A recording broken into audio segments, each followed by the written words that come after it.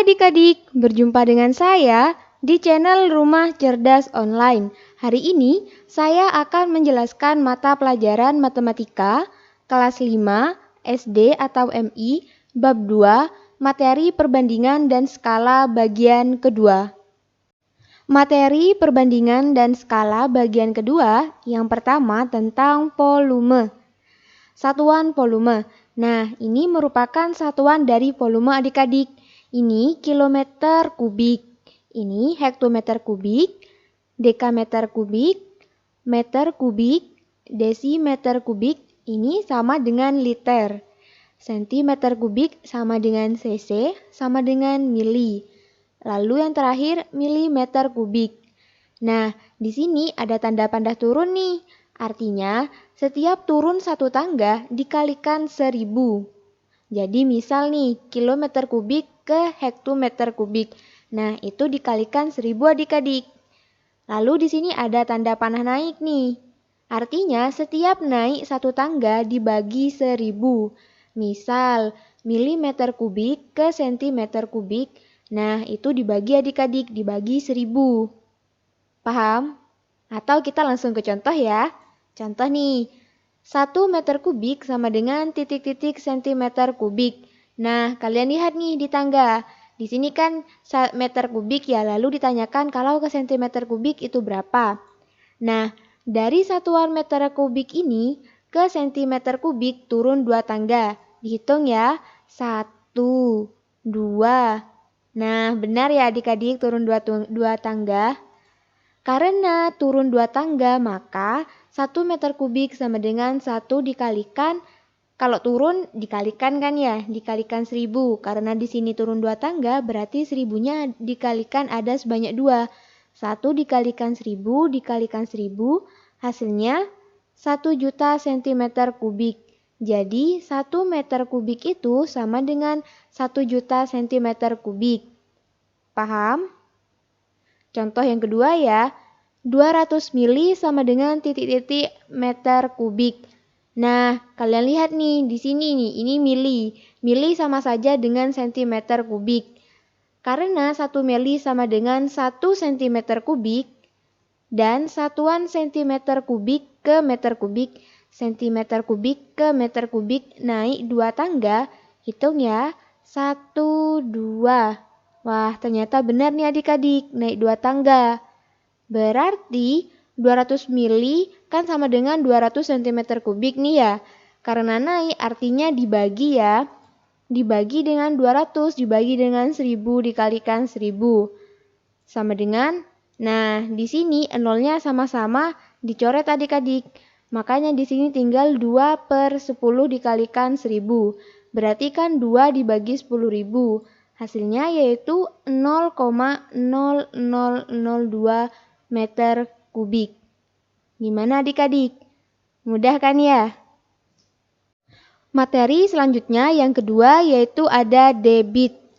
Nah, ini ada debit. Seperti ini nih rumusnya, segitiga. Ini memudahkan kalian biar mengingat rumusnya ya adik-adik. Kalau paling atas ini ada volume nih. Lalu di sini ada debit. Dilambangkan dengan Q ya, kalau volume itu V, terus ada waktu, dilambangkan dengan W. Nah, kalau cari volume tinggal yang di bawah nih, debit sama waktu, dikalikan. Kalau untuk mencari debit, yang di atas dikalikan dengan yang di sampingnya, jadi volume dibagi dengan waktu. Lalu untuk mencari waktu, yang di atas volume dibagi dengan yang di sampingnya, debit. Jadi kalau mencari waktu volume dibagi dengan debit.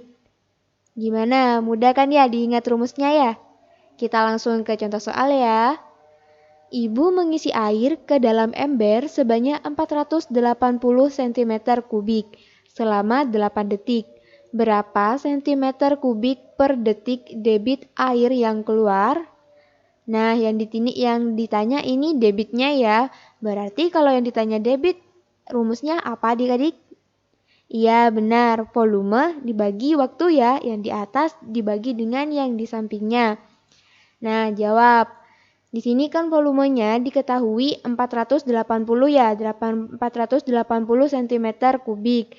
Lalu di sini Ada waktu nih juga diketahui selama 8 detik. Dan yang ditanyakan yaitu debit. Rumusnya kan volume per waktu. Nah, di sini kan ini udah sama ya yang ditanyakan satuannya. Di sini yang ditanyakan satuannya cm kubik per detik. Ini udah sama kan ya? Ini udah sama. Terus ini juga udah sama. Berarti tinggal langsung dibagi ya. Volumenya ketemu 480 cm kubik. Dibagi, waktunya ketemu 8, berarti dibagi 8 detik. 480 dibagi 8, hasilnya berapa adik-adik? Iya, benar, 60 ya. Berarti debit air yang keluar adalah 60 cm kubik per detik. Gimana? Gampang kan ya materi debit ya? Nah, yang ketiga yaitu skala. Skala seperti ini nih adik-adik rumusnya. Jadi sama seperti tadi nih, berbentuk segitiga. Ini untuk memudahkan kalian supaya mengingatnya itu lebih gampang. Jadi ini nih, dari paling atas ada jarak peta disingkat dengan JP. Lalu di sini ada skala disingkat dengan S dan ada jarak sebenarnya disingkat dengan JS. Nah, kalau untuk mencari jarak peta berarti yang di bawah ini skala sama jarak sebenarnya dikalikan. Jadi JP sama dengan S dikalikan JS.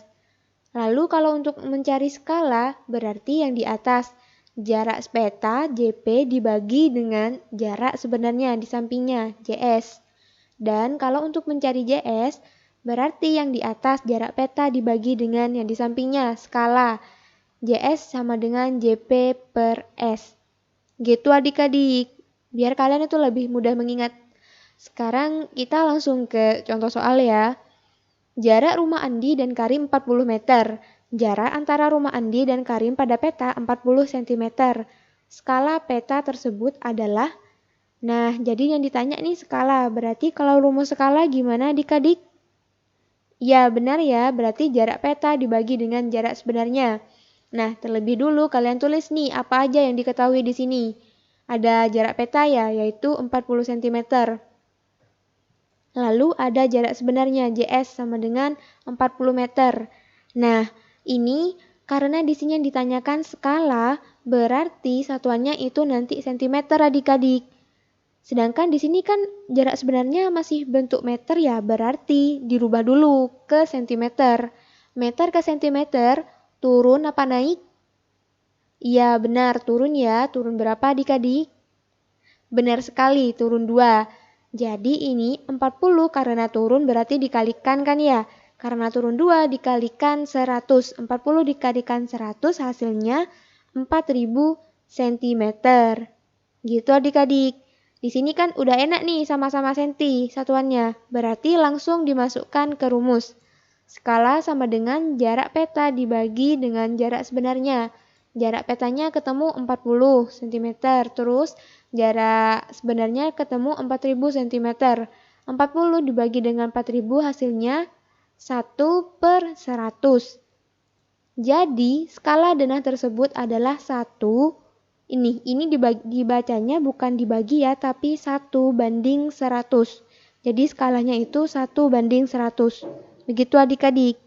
Gimana? Mudah kan ya? Nah, yang terakhir nih ada latihan soal. Di sini kan ada latihan soal. Kalian kerjakan ya adik-adik, jawabannya ditulis di kolom komentar.